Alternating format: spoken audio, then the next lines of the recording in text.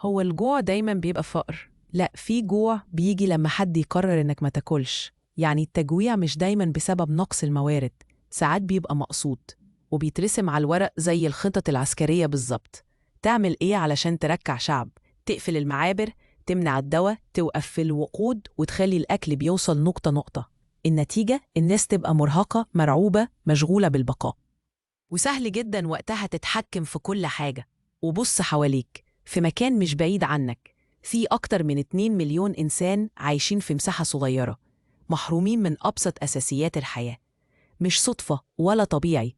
اللي بيحصل هناك هو المثال الأوضح على حاجة اسمها هندسة التجويع.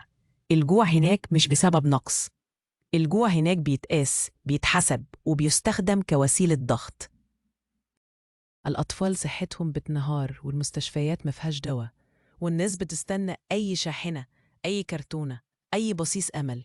افتكر دايما، الجوع مش دايما أزمة، أحيانا الجوع بيكون سلاح. ولما الأكل يبقى محسوب عليك، يبقى اللي بيحصل مش عشوائي، دي هندسة، هندسة للتجويع. شارك الفيديو مش علشان يبقى ترند، علشان الناس تعرف إن في غزة الجوع بقى أداة حرب. كل ده عشان تركع وتستسلم، ومش هتستسلم بإذن الله.